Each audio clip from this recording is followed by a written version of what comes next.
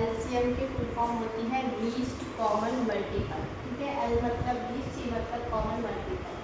हमारे पास जो भी नंबर होता है हमें ये देखना होता है वो नंबर किसके टेबल में आ रहा है, और ज़्यादातर हमें सबसे पहले ये चीज़ें देखनी है जिस डिजिट के नाम टू ये डिजिट लास्ट में होगी 4, 6, 8, तो इसका मतलब ये 2 से डिवाइड हो जाएगा, ये 2 से डिवाइड हो जाएगा।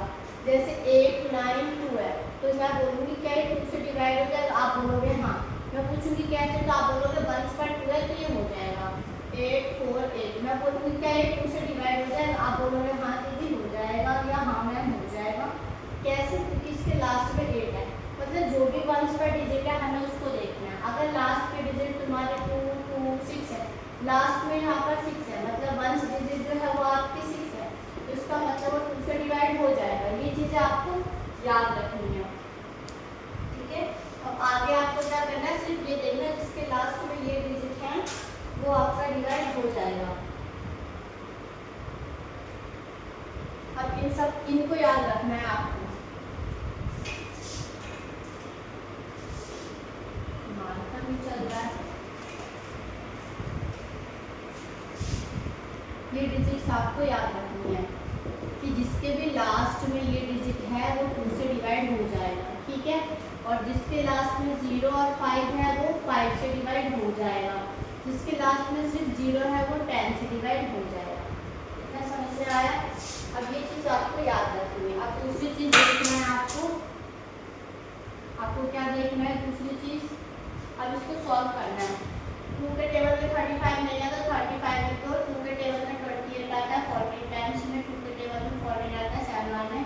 उसके बाद हम यहाँ पर उतारेंगे 35, 7 के टेबल में 5 बार में, 7 के टेबल 1 बार में, 5 के टेबल में 5 आता है 1 बार में। जो हमारे पास ये 35 है वो 7 के टेबल में आता है 5 बार में, तो मैंने यहाँ पे लिख दिया। अब ये जो मेरा है 2 मल्टीप्लाई 7 मल्टीप्लाई 5, इन सबको हमें मल्टीप्लाई करना है। 2 का टेबल 2 का पढ़ेंगे 4 आया, 4 का टेबल 7 का पढ़ेंगे 28 आया, 28 का टेबल 5 का पढ़ेंगे, 28 को 5 से मल्टीप्लाई करेंगे। 8 में 40 के 0 हासिल लग गया, 8 में 40 के 0 हासिल लग गया 4, और 5 में 10 11, 5 में 10 और 4 40, 140 आंसर आ गया 140। ओके, अब मैं आपको दूसरा मेथड सिखाने जा रही हूँ,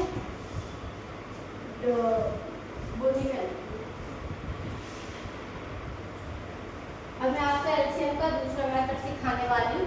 ठीक है, ये तो मेरा वो वाला मेथड था, डिवीजन मेथड था। अब मैं जो करवाने जा रही हूँ उसका नाम है PFM method. PFM method LCM answer same ही निकलेगा लेकिन मेथड दूसरा है। मैं यहीं पे लाइन खींच के करवा रही हूँ दूसरा मेथड। ठीक है, मैं इसमें करूँगी 35 और 28 को अलग अलग। ठीक है, तो यहाँ पे 7 के टेबल 5 बार में, 5 के टेबल में 1 बार में, 2 के टेबल 14 बार में, 2 के टेबल में 7 बार में, और फिर 7 के टेबल में 1 बार में, फिर 35 में और 28 में। आंसर दोनों का सेम आना चाहिए क्योंकि मैंने अभी ये वाला मेथड कर लिया है। अब मैं ये वाला मेथड कर रही हूँ, प्राइम फैक्टराइजेशन मेथड। ठीक है, प्राइम फैक्टराइजेशन मेथड करने जा रही हूँ। तो अब हम यहाँ पे लिखेंगे पीएफएम मेथड बोलते हैं इसको, प्राइम फैक्टराइजेशन मेथड। ठीक है, मैंने एम दो बार लिख दे, कोई बात नहीं, आप इसको यहाँ पर देखिए, ठीक कर लेना आप लोग इसको, या बुक से फुल फॉर्म देख लेना।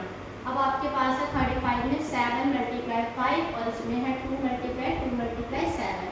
अब इसमें जो सेम हो रहा है उसे तो हम एक बार लिखेंगे, और जो सेम नहीं हो रहा है, जैसे आपके सामने ये वाला 5 है और ये 2 है और ये 2 है, ये सेम नहीं है तो हम इसको 5 मल्टीप्लाई 2 लिख देंगे। ये तो सेम हो रहा था तो हमने इसको एक बार लिख दिया है। अब 7 5 जो होता है 35, 35 का टेबल 2 बार पढ़ेंगे, 35 का टेबल 2 बार पढ़ेंगे तो आया 70, और 70 का टेबल 2 बार पढ़ेंगे तो आया 140। आप देख सकते हो इससे भी 140 और इससे भी 140।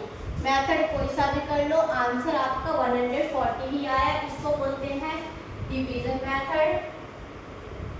ये है हमारा डिवीजन मेथड और ये है हमारा पी एफ मेथड, लेकिन हमने दोनों मेथड से क्या किया है, एलसीएम, दोनों मेथड से हमने एलसीएम किया और दोनों मेथड से आंसर हमारा सेम आया, ज़्यादा ये वाला मेथड यूज होता है, ठीक है।